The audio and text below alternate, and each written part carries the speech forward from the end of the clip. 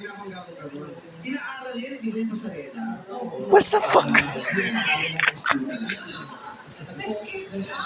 Nakalimutan niya sa elementary school. So nagka-projectan, nagligawan. Matagal ka naligaw? Actually, wala akong ligo na nangyari. Kasi nag-click po yung humor namin dalawa. So, meron kaming, may trip kami nun after the grand finals.